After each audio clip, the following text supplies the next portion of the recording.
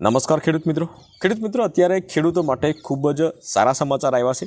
સારા સમાચાર એટલા માટે કહી શકાય કે આપણને પીએમ કિસાન સન્માન નિધિ યોજના હેઠળ હર વર્ષે આપણને 6,000 રૂપિયાની સહાય મળે છે, પરંતુ એ 6,000 રૂપિયાની સહાયથી વધીને હવે આપણને આવનારા સમયની અંદર 10,000 રૂપિયાની સહાય મળી શકે છે।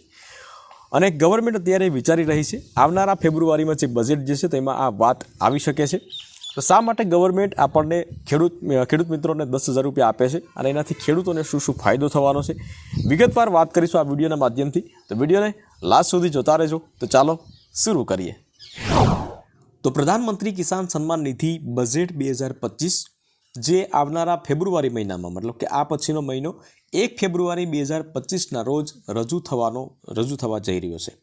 ત્યારે કેન્દ્રીય બજેટથી ખેડૂતોને પણ ઘણી બધી અપેક્ષાઓ છે, કારણ કે ખેડૂતો ઘણા સમયથી એની જે માંગો છે તો એ સરકાર પાસે માંગી રહ્યા છે। પ્રધાનમંત્રી કિસાન સન્માન નિધિ યોજના હેઠળ અત્યાર સુધીમાં ખેડૂતોને વાર્ષિક 6,000 રૂપિયા આપે છે, મતલબ કે 4 મહિને 2,000 રૂપિયા આપી અને વાર્ષિક 6,000 રૂપિયા આપે છે, જે વધારી અને 10,000 રૂપિયા કરવા અંગે પણ ગવર્મેન્ટ ચર્ચા ચાલી રહી છે, મતલબ કે વિચાર કરી રહી છે। આ બજેટ મોદી સરકારના ત્રીજા કાર્યકાળનું પ્રથમ પૂર્ણ બજેટ હશે। બજેટ હોય પરંતુ પૂર્ણ બજેટ હોય એમાં જ આ બધા નીતિ નિયમો અને જે પણ હોય તે વસ્તુ નક્કી થતી હોય છે। તો એ બજેટ જે છે 1 ફેબ્રુઆરી 2025માં ખબર પડી જશે। તો પૂર્ણ બજેટ જે છે તેમાં આપણને ખ્યાલ પડી જશે ખેડૂતો માટે કેવી રીતના વિચારી રહી છે। 1 ફેબ્રુઆરી 2025ના રોજ રજૂ થનાર બજેટથી દેશના ખેડૂતોને ઘણી આશાઓ છે।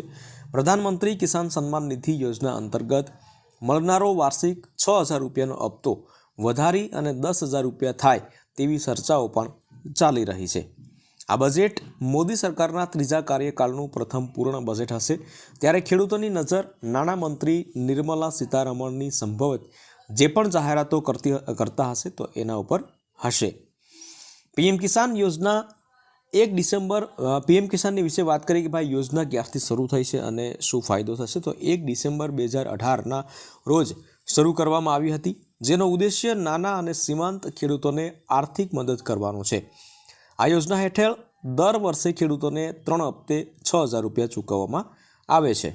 આ પૈસા સીધા લાભાર્થીના બેંક ખાતામાં ટ્રાન્સફર ડીબીટીના માધ્યમથી ટ્રાન્સફર થાય છે।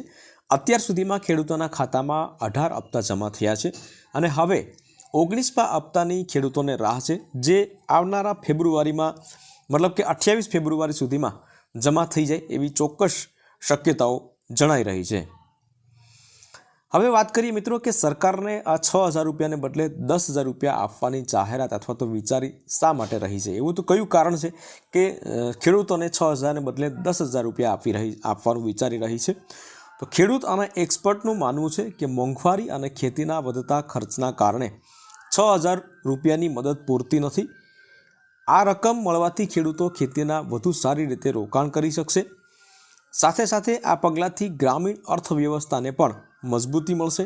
સરકાર પણ આ રકમને 10,000 રૂપિયા કરવા વિચારી રહી છે, પરંતુ હજી સુધી કોઈ નિર્ણય લેવામાં આવ્યો નથી, જે આવનારા બજેટની અંદર 1 ફેબ્રુઆરી 2025માં નિર્ણય લઈ શકે છે એવી શક્યતાઓ છે। હવે એનાથી ફાયદા ખેડૂતોને શું થવાના છે, તો બજેટ 2025માં પીએમ કિસાન યોજનાની રકમ વધારવાની જાહેરાત થઈ રહી છે, તો તે લાખો ખેડૂતો માટે મોટી રાહત હશે। નાણાકીય સહાયથી ખેડૂતોને તેમની કૃષિ પ્રવૃત્તિમાં પણ મદદ મળશે અને તેઓ પોતાની આર્થિક સ્થિતિ સુધારી શકશે। ખેડૂતોને આશા છે કે સરકાર તેમની લાંબા સમયથી ચાલી આવતી માંગો પૂરી કરશે। આ બજેટની અંદર જો રકમ વધારવામાં આવશે તો તેનાથી ન માત્ર ખેડૂતોને રાહત મળશે, પરંતુ ગ્રામીણ અર્થવ્યવસ્થા પણ મજબૂત બનશે અને બજેટ 2025માં આ નિર્ણયથી લાખો ખેડૂતોના જીવનમાં મોટો બદલાવ આવી શકે છે।